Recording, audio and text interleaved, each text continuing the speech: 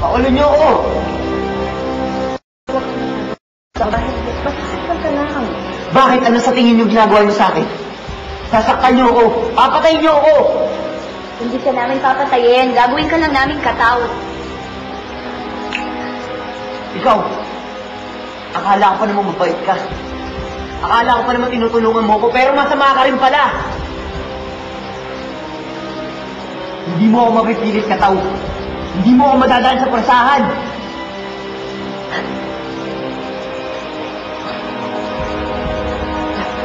Kasiling, Rafa, totoo bang may taong... Ito? Chukadyo? Kayo ba talaga yan?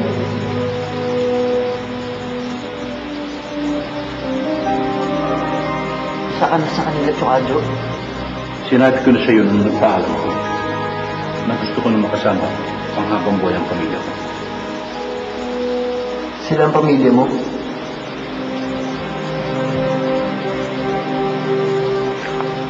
Si Capra, ang anak namin ni Kadyo.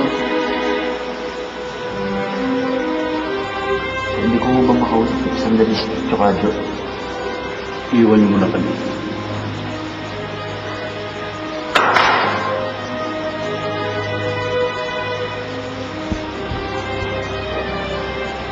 Gagawin din nila ako kataw, Chukadyo. Ikaw pala yung lalaki sinasabi ni Capra. Ayoko, Chukadyo. Ayoko maging kataw. Naiintindihan kita. Chukadyo, tulungan mo ako.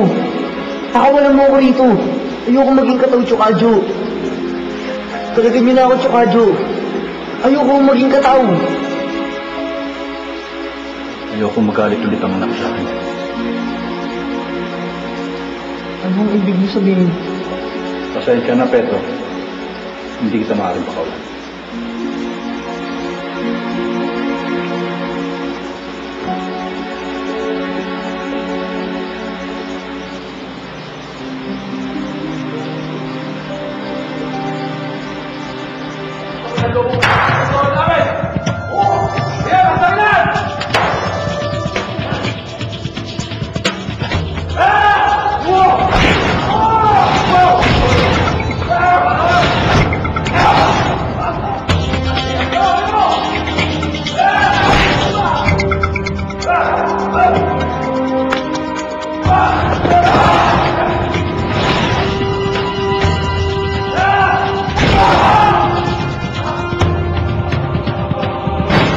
Chukadyo, nakikiusap po ako. Pakawalan niyo na ako rito.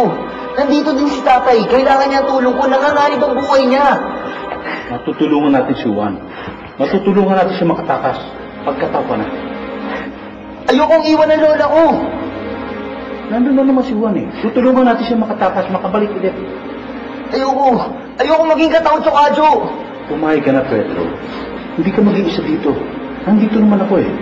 Hindi ba ako ang naging tatay-tatayan mo nang wala si Juan? Sige na, pumayag ka na. Hindi. Ayoko, Chukadyo. Ayoko maging kataw. Pakawalan mo na ako rito. Pumayag ka na, Pedro, anak. Pag nagkatulungan kayo ni Capra, pag kinasal kayo ng anak ko, magiging anak na rin kita. Ayoko maging kataw. Ayoko, Chukadyo. Pakawalan mo na ako rito.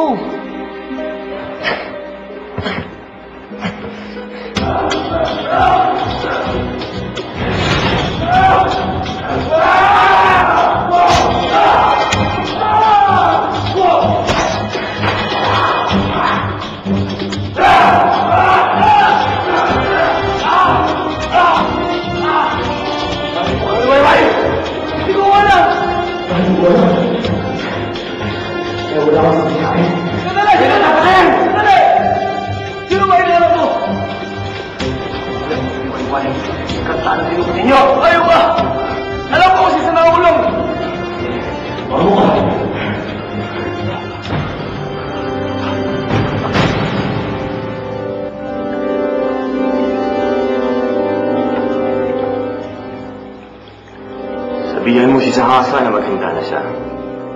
Anumang oras ay maaaring pasimulan ni Pantas ang pagpalit sa katauhan ng ikantatang ito.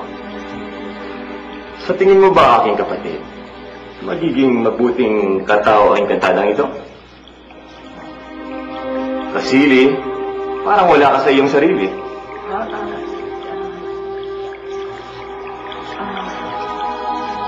Meron sana akong gustong sabihin sa iyo. May ipagtatapat ako. Kaya lang sana wag mong ikagagalit. Ano yun? Ipangako mo muna sa akin na wag kang magagalit. Sabihin mo na ano yun! Si Capra, meron na siyang napiling lalaking gusto niyang maging asawa. At bakit naman ako magagalit? Ako nga mismo nagsabi sa kanya na pumili na siya ng lalaking mapapangasawa niya. Sabihin mo sa kanya na iharap niya sa akin ang lalaking mamahalin niya. Hindi siya isang katao. Chokoy, sino mo? Isang mababang uri ng lalaki na gustuhan ng aking pamangkin? Isa siyang tao. Tagalupa. Siya yung binatang pumasok dito para iligtas ang aking tandaan. Si Pedro Penduko? Si Pedro Penduko na gusto ng aking pamangkin?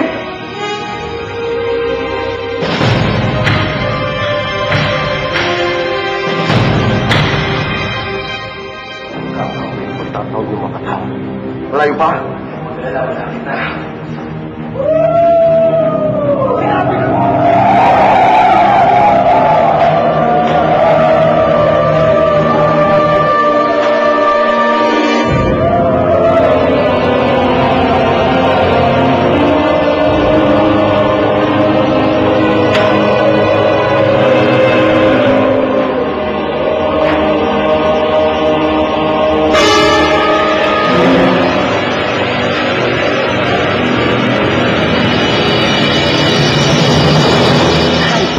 Mahirap din pala maging gwapo at macho dahil maraming magagandang babaeng nakataligid. Buti na lang one woman man ako at hindi ako nahulog sa mga sirena. Ang mga sirena ay magagandang babae na ang kalahati ng kataoy isda. Naninirahan sila sa pusod ng dagat. Sinasabing may magaganda silang boses at sadya nilang inaakit ang mga mangingisda para ang mga ito'y malunod. Umanda na sa Question of the Day. Sa sagot na ni Pedro, text promo. Mag-download lang ng featured picture message at sagutin ang Question of the Day. Ano ang ibabang bahagi ng katawan ng isang sirena? A. Ilong. B. Buntot. May chance kang manalo ng Pedro Penduko Merchandise Weekly. Bonus na 10,000 pesos kapag ikaw ang unang nabunot na may tamang sagot. Text Pedro at ang letra ng sagot sa 2366. Text na! At ang nanalo last week sa ating sagot na ni Pedro, text promo ay si... Maglalayag patungong langit. Huwag kang bibitiw bigla. Huwag kang bibitiw bigla. Higpitan lang ang...